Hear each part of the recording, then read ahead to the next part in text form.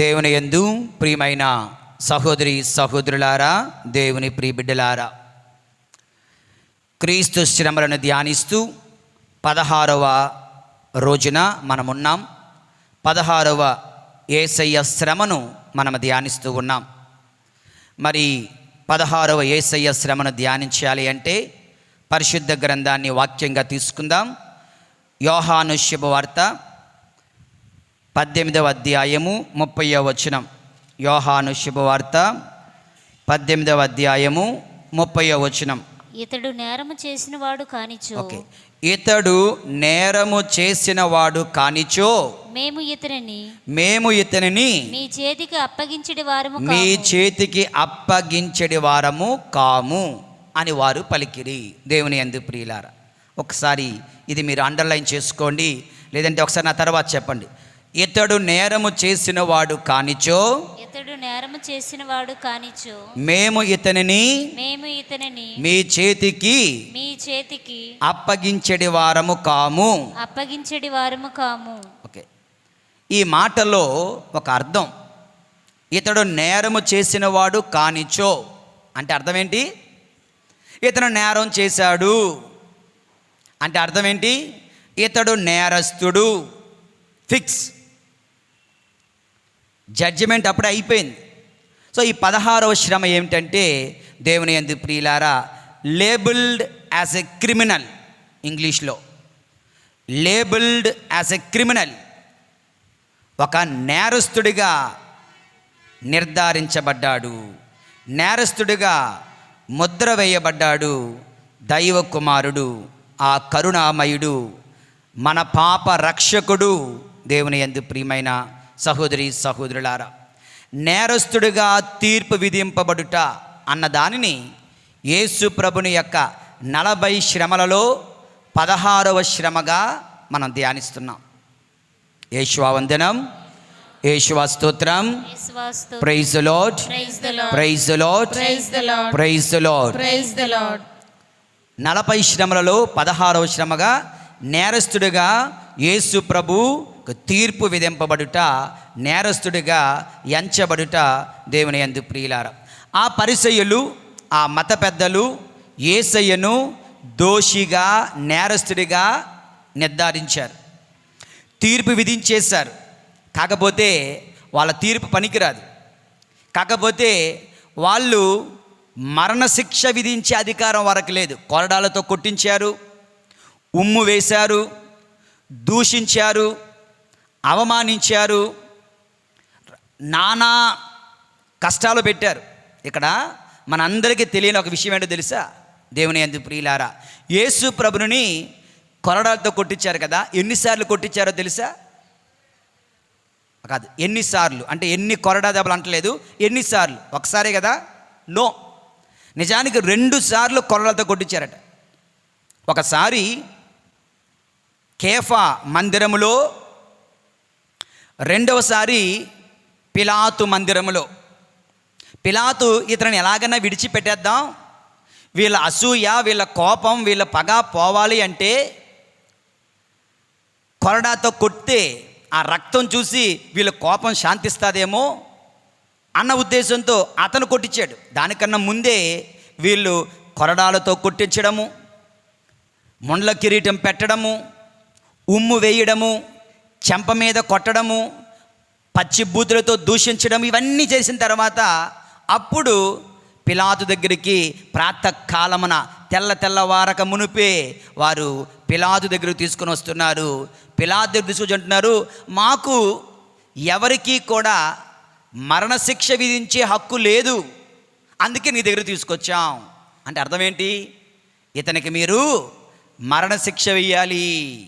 దేవుని యందు ప్రియమైన సహోదరి సహోదరులారా, వారు ఎప్పుడో తీర్పు విధించేశారు, ఫిక్స్ అయిపోయారు వాళ్ళ మైండ్లో.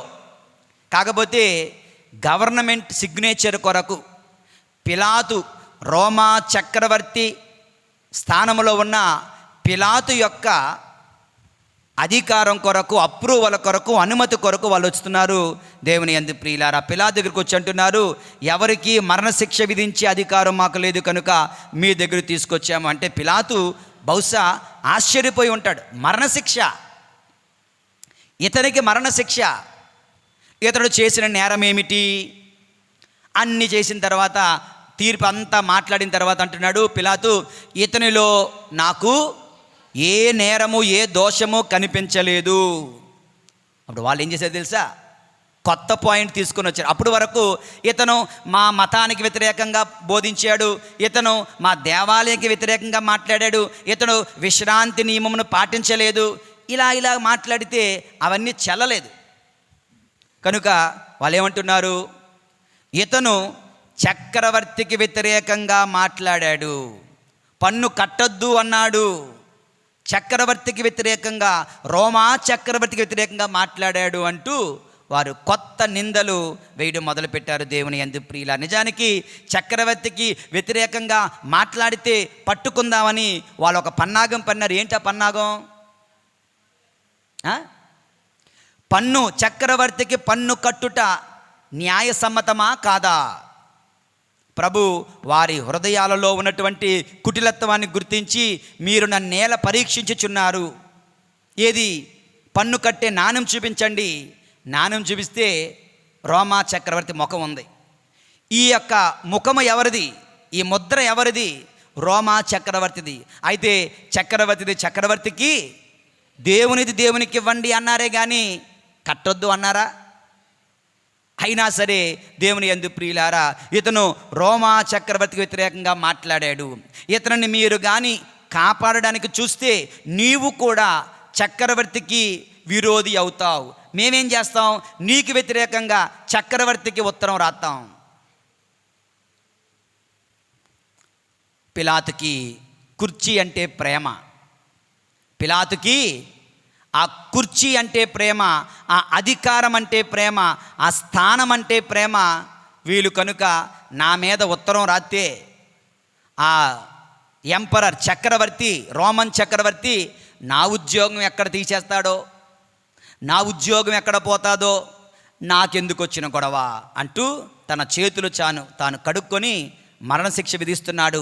ఇతను నేరస్తుడిగా తీర్పు విధిస్తున్నారు. దేవుని యందు ప్రియులారా, వీళ్ళు చూడండి, వీళ్ళ కుటిలత్వం ఎలాగుందండి అంటే, కేఫా దగ్గరికి వెళ్ళినప్పుడు అక్కడ వేరే ఆర్గ్యుమెంట్. ఏ ఆర్గ్యుమెంటు? దేవాలయానికి వ్యతిరేకంగా మాట్లాడాడు, దేవాలయాన్ని పడగొట్టి 3 రోజుల్లో లేపుతానన్నాడు, తానే మనుష్య కుమారుడు అంటున్నాడు, తాను అబ్రహాము కన్నా గొప్పవాడు అంటున్నాడు, విశ్రాంతి దినమునకు అధికారము నాదే అంటున్నాడు, పాపాలను క్షమించే అధికారం ఉన్నదంటున్నాడు అంటూ మతపరమైన ఆరోపణలు తీసుకొని వచ్చారు. ఇక్కడికి వచ్చేసరికి అవన్నీ చెల్లవు కనుక రాజ్యానికి వ్యతిరేకంగా, రాచరికానికి వ్యతిరేకంగా, రోమా చక్రవర్తి వ్యతిరేకంగా తీసుకొని వచ్చారు. దేవుని యందు ప్రియులారా, ఇటువంటి వారి కన్నింగ్ నేచర్, వారి కుటిలత్వం బట్టి ప్రభు ఎంతగా బాధపడ్డారో. యేసయ్యను ఎలాగైనా అడ్డు తొలగించుకోవాలి అనుకుంటున్నారు. అందుకే ముందు అతనిని దోషిగా, నేరస్తునిగా ముద్ర వేసేశారు. పిలాతు కూడా అతనిని దోషిగా ఒప్పుకోవలసిందే, నిర్ధారించాల్సిందే, శిక్ష విధించాల్సిందే. ఒకప్పుడు ఓ బోధకుడా అన్నవారు ఇప్పుడు నేరస్తుడు అంటున్నారు, ఓ మంచివాడా అన్నవారు నేరస్తుడు అంటున్నారు, ఓ దావీదు కుమారా అన్నవారు నేరస్తుడు అంటున్నారు, పాపుల రక్షకుడు అనేవారు నేరస్తుడు అంటున్నారు. దేవుని యందు ప్రియమైన సహోదరి సహోదరులారా, ఒకరోజు పూలు ఇసురుతారు, మరొక రోజు రాళ్ళు ఇసురుతారు, ఒకరోజు పొగడ్తలు విసురుతారు, మరొక రోజు శాపనార్థాలు విసురుతారు, ఒకరోజు శాలువ కప్పుతారు, దండేస్తారు, ఇంకొక రోజు కాలు పెట్టి లాగేస్తారు. దేవుని యందు ప్రియమైన సహోదరి సహోదరులారా, యేసు ప్రభు జీవితంలో జరిగింది. ఎవరెవరైతే పరమ వైద్యుడు, దావీదు కుమార, కరుణామయుడు, దయామయుడు, బోధకుడు, రబ్బీ, రబ్బాయ్ ఎన్ని చెప్పారో, ఇప్పుడు దోషి, నేరస్తుడు, పాపి, ధర్మశాస్త్రాన్ని పాటించడం లేదు, విశ్రాంతి నియమాన్ని పాటించడం లేదు, దేవాలయానికి వ్యతిరేకంగా మాట్లాడాడు, దేవునికి వ్యతిరేకంగా మాట్లాడాడు, తనను తాను దేవునితో సమానమని ఎంచుకుంటున్నాడు. రోముకు వ్యతిరేకంగా మాట్లాడాడు, రోమా చక్రవర్తికి వ్యతిరేకంగా మాట్లాడాడు అంటూ అతనికి తీర్పు విధిస్తున్నారు దేవుని యందు ప్రియమైన సహోదరి సహోదరు. యేసయ్య బోధన చూడండి, మీరు తీర్పు తీర్చకుడి, మీకును తీర్పు తీర్చబడదు. ఇతరులను మీరు ఖండింపకుడు, మీరును ఖండింపబడరు. మీరు ఏ కొలతతో కొలుతురో అదే కొలతతో మీకును కొలవబడును. తీర్పు విధించేవాడు దేవుడు ఒక్కడే, తీర్పు విధించేవాడు క్రీస్తు ఒక్కడే. తీర్పు విధించే న్యాయాధిపతికి తీర్పు విధించబడుతుంది అన్యాయముగా. That is the sad part of the story. That is the sad part of the story. దేవుని యందు ప్రియమైన సహోదరి సహోదరులారా, ఈ 40 రోజులు అనేక మంది అనేక విషయాలు వింటుంటారు. కానీ మన విచారణకు మనకు మాత్రం ప్రతిరోజు ఈ అసలైన తపస్సు కాలం అంటే ఏంటో మనం చూస్తున్నాం. ప్రతిరోజు ఆ యేసు ప్రభు శ్రమలు ధ్యానిస్తున్నాం, ఒక్కొక్కటిగా. Our minds are focused only on the sufferings of Christ, nothing else. దేని మీద మరి ఏ విషయమో ఆలోచించకుండా కేవలము యేసు ప్రభు శ్రమలే ధ్యానిస్తున్నాం. ఇది ఎంతో పుణ్యం, ఇది ఎంతో ఆశీర్వాదం, ఇది నిజంగా మనకెంతో మేలు చేస్తుంది ప్రియమైన సహోదరుడా సహోదరి. మరి ఈ రోజున ఈ యొక్క శ్రమ మన జీవితాలకు నేర్పుతున్న ఒక 4 పాఠాలు నేర్చుకుందాం. ఇప్పటి వరకు మనం ధ్యానించాం, అక్కడ ఏం జరిగిందో ఇప్పుడు మనం ధ్యానిస్తున్నాం. ఇప్పుడు మన జీవితాల్లో ఏం జరుగుతుంది, ఏం జరగాలి. అక్కడ ఏం జరిగింది? అన్యాయముగా యేసయ్యను దోషిగా, నేరస్తుడిగా తీర్పు విధించారు, నిర్ధారించారు. ఆయన హృదయం గాయపడింది. ఏ పాపం చేయకుండా, ఏ తప్పు చేయకుండా కదా. చాలాసార్లు దొంగవాడిని దొంగ అంటే ఆడు కోపం వచ్చేస్తుంది. ఓకే, అబద్ధాలు ఆడేవాడు అంటే కోపం వచ్చేస్తుంది. తప్పు చేసేవాడిని ఒరే నువ్వు తప్పు చేస్తున్నావంటే కోపం వచ్చేస్తుంది. మరి ఆయన ఏ తప్పు చేయనిదే, ఏ పాపం చేయనిదే ఆయనను ఇలా దోషిగా, నేరస్తునిగా నిర్ధారిస్తే ఆయన కోపం కాదు, కానీ ఆయన బాధ అంతు లేదు దేవుని యందు ప్రియులారా. అంతా ఇంత కాదు దేవుని యందు ప్రియులారా. ఎలాగుందంటే సాయం చేసిన వ్యక్తినే కాటు వేయడం, ప్రాణమిచ్చిన ప్రభునినే ప్రాణం తీయడం, మనల్ని కాపాడడానికి వచ్చిన ప్రభుని చంపడానికి చూడడం దేవుని యందు ప్రియులారా. ఇది ఎంతో ఘోరం, ఇది ఎంతో నేరం. చక్కనైన పాట ఉంటుంది కదా, ఎంతో వింత ఎంతో చింత యేసునాథుని మరణమంతా దేవుని యందు ప్రియులారా. ఇక మన జీవితాల్లో తొంగి చూచినట్లయితే దేవుని యందు ప్రియులారా, మొట్టమొదటి అంశం, మొట్టమొదటి జీవిత పాఠం ప్రభు మనకు నేర్పుతున్నారు ఏంటండి అంటే, ప్రస్తుత ప్రపంచంలో, ముఖ్యంగా భారతదేశంలో, ముఖ్యంగా న్యాయ వ్యవస్థలో, పోలీస్ సిస్టంలో ఎన్నెన్నో అన్యాయాలు జరుగుతూ ఉన్నాయి. ఎన్నెన్నో అన్యాయాలకు మన భారతదేశం న్యాయం, చట్టం తలుపులు తీస్తుంది.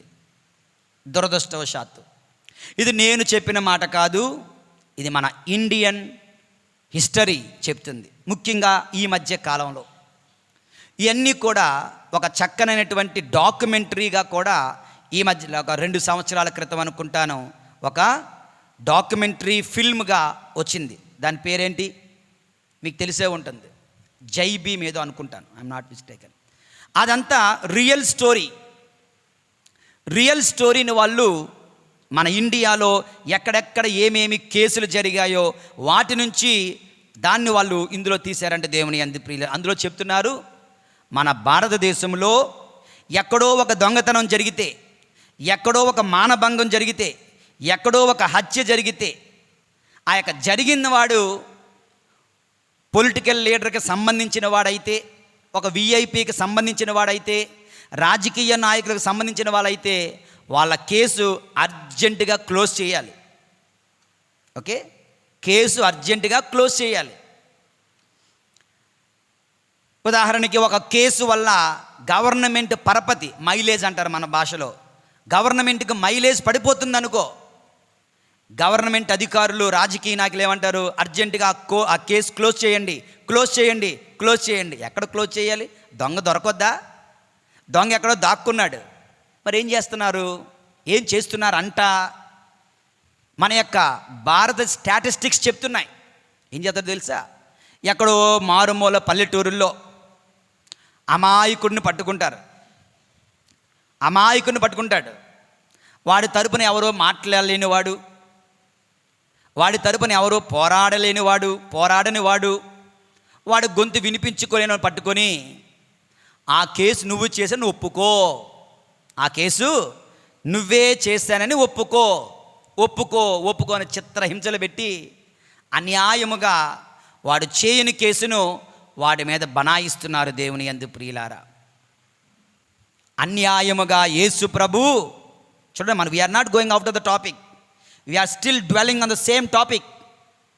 అన్యాయముగా యేసు ప్రభు శిక్షకు గురి చేయబడ్డాడు. అలాంటి యేసు ప్రభులు ఎందరో ఈ లోకంలో, అభంశుభం తెలియని వాళ్ళు ఎందరో ఈ లోకంలో, నోటి మాట లేని వారు ఎందరో ఈ లోకంలో, అమాయకులు ఎందరో ఈ లోకంలో, యేసు ప్రభువులే మౌనం వహించిన వారు ఎందరో ఈ లోకంలో. అన్యాయముగా వాళ్ళు చెయ్యని దొంగతనంకి, వారు చెయ్యని మానభంగానికి, వారు చెయ్యని హత్యకు, వారు చెయ్యని నేరానికి, బికాస్ కేసు క్లోజ్ చేయాలి కనుక, బికాస్ ఇతనికి ప్రమోషన్ రావాలి కనుక, బికాస్ ఇతని రికార్డు పెరగాలి కనుక,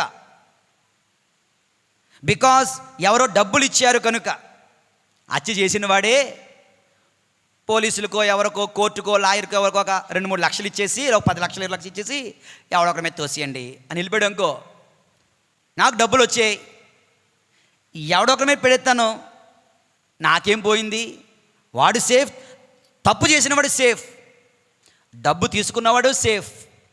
అన్యాయంగా ఒకడు బలైపోతున్నాడు. చూడండి దేవుని యందు ప్రియులారా, అలాంటి యేసు ప్రభులు ఎంతమందో మన భారతదేశంలో, ఈ ప్రపంచంలో, మన సమాజంలో దేవుని యందు ప్రియులారా. మనం we cannot simply close our eyes and close hour years. గుడ్డి వాళ్ళలాగా, చెవిటి వాళ్ళలాగా, మోగవారిలాగా ఉండడానికి వీల్లేదు. మరి ఏం చేస్తామండి? కోర్స్ మాట్లాడలేమేమో, పోరాడలేమేమో, ఫైటింగ్ చేయలేమేమో, కనీసం మనసులో అటువంటి వారి కొరకు ప్రార్థించలేమా? చెప్పండి. అటువంటి వారి గురించి ఆలోచించలేమా? అటువంటి వారి గురించి సానుభూతి చూపలేమా? అటువంటి వారందరికీ మంచి జరగాలని కోరుకోలేమా? అటువంటివి మరలా జరగకూడదని ఆశించలేమా? ఈ యొక్క శ్రమను ధ్యానిస్తూ, 16వ యేసయ్య శ్రమను ధ్యానిస్తూ, అవర్ ఫస్ట్ డ్యూటీ, ప్రభువా, న్యాయ వ్యవస్థలో నీ వలే, యేసయ్య వలే ఎందరో అమాయకులు అన్యాయముగా చేయని నేరాలకు బలైపోతున్నారు. ప్రభువా, వారిపై దయ చూపండి, వారిపై దయ చూపండి, వారిని విడిపించండి, వారికి న్యాయం చేయండి, వారిని సంరక్షించండి. మానవ విలువలు, న్యాయమూర్తులకు చట్టాన్ని నడిపించే వారికి దయచేయండి. మంచి కొరకు పోరాడే తత్వం, మంచి కొరకు మాట్లాడే తత్వం, ప్రయత్నించే తత్వం, న్యాయాన్ని నిలబెట్టే వ్యక్తులను ఈ లోకానికి, సమాజానికి ఇవ్వండి. మా సమాజాన్ని పట్టి పీడిస్తున్న ఈ యొక్క దుష్ట శక్తులను నాశనం చేయండి ప్రభువా అని మనం ప్రార్థించాలి. దేవుని యందు ప్రియుల, ఇది మొదటి పాఠం ఈ యొక్క శ్రమ ద్వారా ప్రభు మనకు నేర్పిస్తూ ఉన్నారు. ఓకే, యేషువా వందనం. Praise the Lord, praise the Lord, praise the Lord, praise the Lord, praise the Lord, praise the Lord, praise the Lord. రెండవది దేవుని యందు ప్రియులారా, రెండవది, నేను 2011లో గురువయ్యా. 2011, ఇది 2024 కదా, సుమారు 13 సంవత్సరాలు. ఈ 13 సంవత్సరాలలో చిన్న ఫాదర్గా అనేక మార్లు విచారణకు వచ్చాను. ప్రసంగాలు చెప్పడానికి, ప్రార్థన నడిపించడానికి, లేదా పూజలు చేయడానికి. ఇక్కడ ఫాదర్ గారు లేనప్పుడు చిన్న ఫాదర్గా చాలాసార్లు వచ్చాను. అలాగ వచ్చినప్పుడు క్రిందన మధ్యాహ్నం పూటలు ఎప్పుడో ఒక అతను వచ్చేవాడు. ఎక్కడి నుంచి వచ్చేవాడు తెలియదు. సంచి పట్టుకొని చాలా వృద్ధుడిగా ఉండేవాడు ఒక అతను. ఫాదర్ అండి, నేను కోర్టుకి వెళ్తున్నాను. ఎవరో మొత్తానికి leave it, okay okay okay, మీకు తెలుసు నాకు తెలియదు అని పేరు కూడా ఉన్నారు. ఆయన చనిపోయారు చూసారా. ఆయన 2011లో వచ్చాడు. నాకు సంచి పట్టుకొని గొంతు కొంచెం గట్టిగా మాట్లాడతారు, కొంచెం సరిగ్గా వాయిస్ రాదు. నేను కోర్టుకి వెళ్తున్నాను, నాకు అన్యాయం జరిగింది, నాకు ల్యాండ్ మా తమ్ముడితో ల్యాండ్ ఏదో మొత్తానికి చెప్పేవాడు. ప్రార్థన చేస్తాను బాబు వెళ్ళండి అనేవాడిని. 2011, 2012 ఎప్పుడు వచ్చినా, సుమారు 2019 వరకు 2018 వరకు ఎప్పుడు వచ్చినా ఆయన వస్తూనే ఉండేవాడు. ఎప్పుడు అదే కేసు, అది తీరేది కాదు. నేను అనుకున్నాను చాలా ఓల్డ్ అయిపోయాడు, చాలా అనారోగ్యంతో బాధపడుతున్నాడు, అయినా సరే కోర్టుకి వెళ్ళేవాడు. ఈ వయసులో కూడా ఇంకా కోర్టు వెంబడి తిరుగుతున్నాడంటే ప్రభువా అని ఎంతో బాధపడేవాడిని. ఈ రోజున ఈ యొక్క ప్రసంగం గురించి ఆలోచిస్తూ ఇంటర్నెట్లో కొంచెం ఒక స్టోరీ చదివాను. ముంబైలో ఒక లేడీ ఉన్నారంట, ఒక స్త్రీ, ఉద్యోగం చేస్తున్న స్త్రీ, సాఫ్ట్వేర్ ఇంజనీర్. ఆవిడ దగ్గర కొంచెం డబ్బులు ఉంటే ఒక ల్యాండ్ కొనుక్కోవాలనుకున్నారట. జాగ్రత్తగా ఆలకించండి, ల్యాండ్ కొనుక్కోవాలనుకున్నారు. సో ఒక సైట్ చూశారు. సైట్ చూస్తే ₹1 కోటి చెప్పారు. ₹1 కోటి చెప్తే అతను బాగా తెలిసినవాడు, నమ్మకస్తుడు, మంచివాడు అని తెలిసి వెంటనే త్వరగా ₹80 లక్షల ఆయనకి ఇచ్చేసింది. 80% ఇచ్చేసింది. ఇంకెంత ఇవ్వాలి? 20%, 20 లక్షలు ఇవ్వాలి. క్యాష్గా ఇవ్వలేదు, అన్ని చెక్కుల ద్వారా, బ్యాంకు ద్వారా ఇచ్చింది కదా, ప్రాబ్లం లేదనుకున్నారు. ఇలా 2-3 వారాలు అయిపోయింది, 80 లక్షలు తీసేసుకున్నాడు. రిజిస్ట్రేషన్ ఎప్పుడు పెట్టుకుందామంటే, ఏ రిజిస్ట్రేషన్ అండి అంటున్నాడు. అదేంటి, డబ్బులు తీసుకున్నావు కదా, రిజిస్ట్రేషన్ చేయాలి కదా అంటే, నాకు ఆ ల్యాండ్ అమ్మడం ఇష్టం లేదండి. అవునా, మనసు మార్చుకున్నావా, సర్లే నా డబ్బులు నాకు ఇచ్చి అన్నాడు. ఏం డబ్బులండి అన్నాడట. అదేంటి, నాది 80 లక్షలు తీసుకున్నావు కదా అంటే, ఖర్చు అయిపోయాయి అన్నాడట. ఒకటే ఖర్చు అయిపోయాయి, అదే డబ్బులే, నేను ఇవ్వను, ఏం చేసుకుంటో చేసుకో. ఈవిడనుకుంది, ఓకే నాకేం ప్రాబ్లం, నేను అన్ని బ్యాంకు ద్వారా ఇచ్చాను, చెక్కుల ద్వారా ఇచ్చాను కనుక నీ అంతు చూస్తాను, నీ సంగతి చూస్తానని చెప్పి నేను కోర్టుకి వెళ్తానని కేసేసింది. ఇప్పటికి 7 సంవత్సరాలు అయిందంట. అన్నీ కరెక్ట్గా ఉన్నాయి, అన్నీ లీగల్గా ఉన్నాయి, చెక్కులు క్లియర్గా ఉన్నాయి, ఆ డబ్బులు అతని అకౌంట్లోకి వెళ్ళడం చూస్తుంది, క్లియర్గా ఉన్నాయి, అన్నీ క్లియర్గా ఉన్నాయి. 7 సంవత్సరాలు అయింది, ఇంకా కేసు తేలలేదంట. కనీసం 2-3 నెలలకి, లేదా నెలకి 2 సార్లు, సంవత్సరంలో ఒక 20 సార్లు 30 సార్లు ఆవిడ కోర్టుకి వెళ్తుంది, నిలుచుంటుంది, అడుగుతుంది, ఇంకోసారి చూద్దాం, నెక్స్ట్ వాయిదా. ఆవిడంటుంది ఆ యొక్క స్టోరీలో, తన ఎక్స్పీరియన్స్లో, నేను కోర్టుకి తిరిగినటువంటి ఛార్జీ డబ్బులతో నాకు 20 లక్షలు మిగిలిను, ఇప్పటికి కూడా నాకు న్యాయం జరగలేదు, ఎందుకో ఏమిటో నాకు అర్థం కావటం లేదు. దేవుని యందు ప్రియులారా, అది ఒక్క స్టోరీ కాదు, అటువంటివి ఎన్నెన్నో కథలు, ఎన్నెన్నో బాధలు, ఎన్నెన్నో గుండె కోతలు. బహుశా ఇక్కడున్న మీలో, ఇక్కడున్న మనకేమైనా అటువంటి కోర్టు కేసులు ఉన్నట్లయితే, న్యాయం కొరకు కోర్టులకు వెళ్తుండగా న్యాయం జరగక ఎప్పటికప్పుడు రేపురా, ఎల్లుండురా, మరొక వాయిదా అంటూ న్యాయం వెనక్కి వెళ్ళిపోతుండగా వారు పడుతున్న బాధలు, వారి శ్రమ అంతా ఇంత కాదు. మరి ఈ రోజున ఎవరైతే న్యాయము కొరకు పోరాడుతున్నారో, ఎవరైతే న్యాయం జరగాలని ఆశిస్తున్నారో, అటువంటి వారందరి కొరకు దేవుని యందు ప్రియులారా, ఈ శ్రమను ధ్యానిస్తూ మనం తప్పకుండా ప్రార్థించాలి. దేవుని యందు ప్రియులారా, ఇది మన 2వ తక్షణ కర్తవ్యం ఈ రోజుకి ప్రత్యేకంగా. దేవుని యందు ప్రియులారా, అర్థమవుతుందా? Praise the Lord, praise the Lord, praise the Lord, praise the Lord, praise the Lord, praise the Lord, praise the Lord, praise the Lord, praise the Lord, praise the Lord. ఇక 3వది, దేవుని యందు ప్రియమైన సహోదరి సహోదరులారా, జడ్జిమెంట్ ముందే ఇచ్చేశారు. అతను నేరస్తుడు కాకపోయినచో మేము మీ దగ్గర తీసుకురాం అంటే, విచారణ జరగక మునిపే నువ్వు ఫిక్స్ అయిపోయావు వాడు నేరస్తుడు అని. ఆ పరిసయ్యుల వలె, ఆ ధర్మశాస్త్ర బోధకుల వలె, ఆ యోధ మత పెద్దల వలె మన ఇంటిలోనే, మన కుటుంబ సభ్యులలోనే, మన బంధు వర్గాలలోనే, మన స్నేహితులలోనే, మన సంఘములోనే అనేక మార్లు కొంతమందిని మనం పచ్చకళ్ళతో చూస్తుంటాం. పచ్చకళ్ళు అంటే పచ్చ కామెరలోడికి అంత పచ్చగానే కనిపిస్తుంది. ఓకే, ఈయన మంచివాడు కాదు అని ఎవడో చెప్పేసి నీ చెవిలో. ఉదాహరణకు మా ఫాదర్ల జీవితంలో, ఫాదర్ ఇక్కడికి రాక మునిపే, ఒక ఫాదర్ ఇక్కడికి రాక మునిపే ఆ ఫాదర్ గురించి ఎక్కడెక్కడ స్టోరీలు లాగుతారు. ఇష్టం లేని వాడు ఏం చేస్తాడు, వాడు మంచోడు కాదు, వాడు అలాంటోడు, వాడు ఇలాంటోడు అని చెప్తారు. నీకేమైంది, పచ్చకళ్ళు ఏర్పడిపోయాయి. అప్పటి వరకు కళ్ళు తెల్లగా ఉంటాయి, ఇతను వచ్చేసరికి పచ్చకళ్ళు వచ్చేస్తాయి. అదే దృష్టితో చూస్తాం, అదే పచ్చకళ్ళతో గురువు జీవితం, మఠవాసుల జీవితంలో కాదండి, మన కుటుంబాలలో కూడా, మన సంఘంలో కూడా నువ్వు చూడవు, నువ్వేకేమీ తెలియదు, కానీ ఎవడో చెప్పడం వలన వాడు దొంగ అన్నాడు ఎవడో, ఇంకంతే దొంగగానే చూస్తాం. వాడు దొంగతనం చేయకపోయినా, వాడు పాపి అని ఎవడో చెప్పాడు నీకు, వాడిని పాపాత్ముడిగానే చూస్తాం.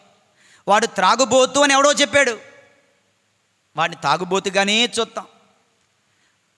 వాడు అబద్ధీకుడు అంటే వాడిని అబద్ధీకుడిగానే చూస్తాం. ఇలా మనకు తెలియకుండా బయాస్డ్ మైండ్ అంటారు, బయాస్డ్ మైండ్, ప్రెజడీస్డ్ మైండ్, ముందుగానే ఒక వ్యక్తి గురించి బ్యాడ్ పిక్చర్ పెట్టుకొని ఎక్కడికి వెళ్ళినా అదే దృష్టితో, అదే కళ్ళతో, అదే కళ్ళద్దాలతో, అదే మనసుతో చూడడం వల్ల అతను ఎన్ని మంచి పనులు చేయి నీకు మాత్రం మంచిగా కనిపించడం అంతే.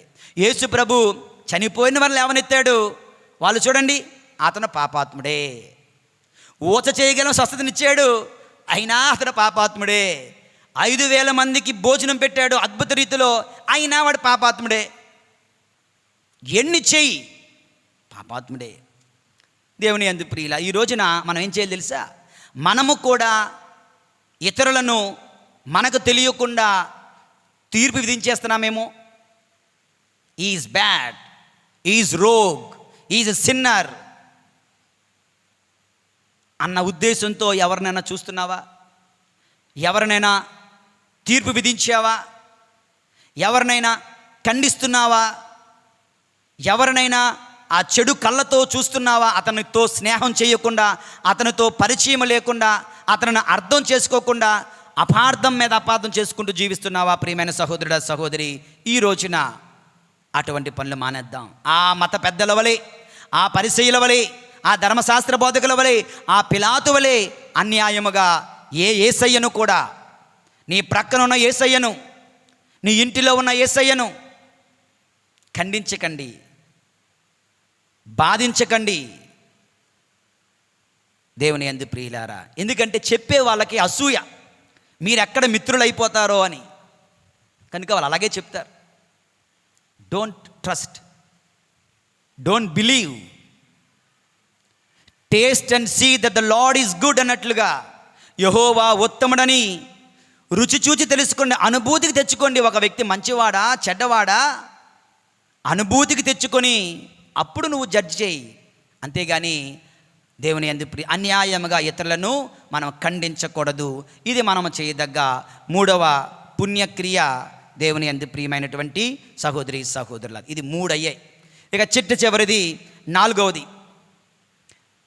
ఇప్పుడు దేవుని యందు, if you are like Jesus, నువ్వే యేసు ప్రభువలే నీ భర్త చేత దోషిగా ఎంచబడుతున్నావా? నీ కుటుంబ సభ్యుల చేత దోషిగా ఎంచబడుతున్నావా? అప్పుడేం చేస్తాం? నన్నే అంటావా, నీ అంతు చూస్తా, నీ ప్రాణం తీసేస్తా, నేను ఊరుకోను అంటుంటాం కదా.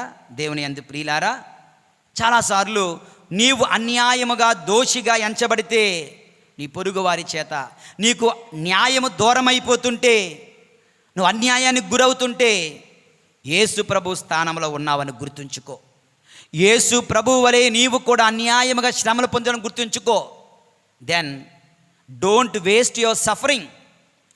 Your sufferings are valuable, your sufferings are priceless, your sufferings have great impact on your spiritual life. నీ ఆత్మీయ జీవితం మీద ఈ యొక్క శ్రమలు మనం చక్కగా వినియోగించుకోవాలి. కానీ శ్రమలు కాదండి, శ్రమలు రత్నాలు. శ్రమలంట ముళ్ళులు కాదంట, దాన్ని చక్కగా వినియోగించుకుంటే అవి అమూల్యమైన రత్నాల వలె నీ ఆత్మీయ జీవితాన్ని తీర్చిదిద్దుతాయి. కనుక ఆ శ్రమలను, ఆ బాధలను దేవునికి అర్పించండి. ప్రభువా, నీ శ్రమలతో నా శ్రమలను జోడిస్తున్నాను, నా శ్రమలని నీకు కానుగ్గా కొని తెస్తున్నాను. నా గుండె కోత, నా గుండె బరువు, నా బాధలు నీకు అర్పిస్తున్నాను. యేసయ్యా, నన్ను కరుణించు, నన్ను స్వీకరించు అంటూ నీ శ్రమలను ఆయనకి ఇస్తే, ప్రభు చూడండి, నా ఆత్మను నీ చేతులలో అప్పగించుచున్నాను. ఏమైంది? మరలా ఆయన పునరుత్థానం అయ్యాడు. ఏమైంది? నరకపు వాకిళ్ళు బ్రద్దలయ్యాయి. ఏమైందండి అంటే సాతానుడికి అంతం మొదలయ్యింది. దేవుని యందు ప్రియులారా, అదేవిధంగా మనం కూడా మన శ్రమలను దేవునికి అర్పిస్తే God can do wonderful things out of your sufferings. నీ జీవితంలో నువ్వు పడుతున్న నీ శ్రమల ద్వారా అద్భుతమైన మేలులు, అనుగ్రహాలు ప్రభు నీకివ్వగలడు. If only you offer them to the Lord. నువ్వు శ్రమలను బట్టి తిట్టుకొని, ఏడ్చుకొని, ముక్కుతూ, మూలుగుతూ కూర్చుంటే అది పుణ్యం కాదు, అది శాపం. ఆ శ్రమలను దేవుని కర్పిస్తూ జీవిస్తే అది ఆశీర్వాదం. దేవుని యందు ప్రియులారా, 4 జీవిత పాఠాలను ఈ రోజున మనం నేర్చుకున్నాం. అన్యాయముగా ఇరికించబడుతున్నటువంటి బిడ్డల కోసం ప్రార్థన చేద్దాం. నోరు లేని ప్రజల కోసం, అమాయకుల కోసం ప్రార్థన చేద్దాం.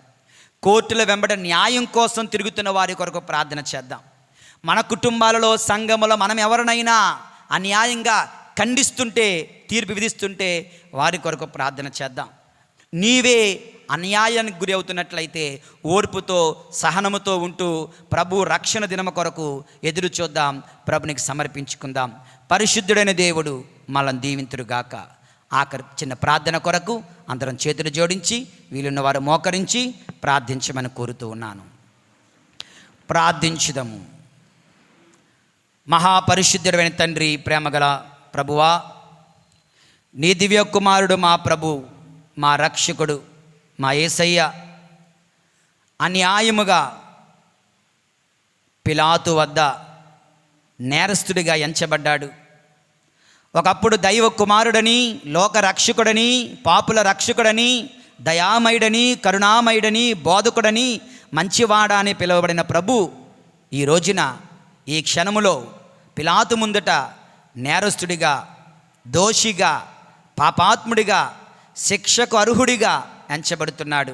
అయినను ఆ శ్రమలను, ఆ బాధలను నీ దివ్య కుమారుడు, మా ప్రేమగల ప్రభు అయిన యేసయ్య మా కొరకు అన్నిటినీ ఓర్పుతో భరించాడు, సహించాడు. ప్రభువా, నీకు వందనాలు తండ్రి. మహాపరిశుద్ధుడైన తండ్రి, నీకు స్తుతి స్తోత్రాలు సమర్పిస్తున్నాం. నీ దివ్య కుమారుడు మాము ప్రేమించిన రీతిని బట్టి నీకు వందనాలు అర్పిస్తూ ఉన్నాం. మరి పరిశుద్ధ సమయంలో ప్రభువా, ఎవరెవరైతే అన్యాయముగా ప్రభువా శిక్షింపబడుతున్నారు, అన్యాయముగా ప్రభువా దోషులుగా ఎంచబడుతున్నారు, ఇబ్బందులు పడుతున్నారు, అట్టి వారి కొరకు ప్రభ ప్రార్థిస్తున్నాం. వారిపైన దయ చూపండి. న్యాయమూర్తివి నీవే కనుక అట్టి బిడ్డలందరికీ న్యాయము చేయండి ప్రభువా. వారిని సంరక్షించండి ప్రభువా. మానవ విలువలను ప్రభు మా అందరికీ ప్రసాదించండి తండ్రి. న్యాయము కొరకు, మంచి కొరకు పోరాడే బిడ్డలుగా మమ్మ ఆశీర్వదించండి ప్రభువా. ఇంకా ఎవరెవరో, ఎందరెందరో ప్రభువా కోర్టుల వెంబట న్యాయం కొరకు వారి కేసులు నెగ్గాలని ప్రభువా దినదినము సంవత్సరాల తరబడి ప్రభువా కోర్టు మెట్లు ఎక్కుతూ ఉన్నటువంటి బిడ్డల కొరకు ప్రార్థిస్తూ ఉన్నాం ప్రభువా. ఏది మంచో ఏది చెడో, ఎవరి పక్షాన న్యాయం ఉందో నీకు తెలుసు ప్రభువా. న్యాయము గెలుచులాగున ప్రభు ఆశీర్వదించండి. వారు కోరుకుంటున్న న్యాయమందు వారు పొందుకునేలాగున దీవించండి తండ్రి ప్రభువా. అన్యాయముగా మేము మా కుటుంబ సభ్యులను, మా పొరుగు వారిని, మా బంధుమిత్రాదులను, సంఘములో సమాజమున్న వారిని దోషులుగా ఖండిస్తున్నామేమో, అటువంటి దుష్టబుద్ధిని మా నుండి పారద్రోలని తండ్రి ప్రభువా. ఇంకా మేము దోషులుగా ఎంచబడుతున్నట్లయితే మాకు సహనాన్ని దయచేయండి. మా శ్రమలను యేసయ్య శ్రమలతో జోడించే శక్తిని, విశ్వాసం మాకు దయచేయండి. ఈ మా మనవలను తండ్రి మీ దివ్య కుమారుడు మా ప్రభు అయిన యేసు నామములో మేము అడిగి వేడుకొనుచున్నాము పరమ తండ్రి. ఆమేన్. అమృత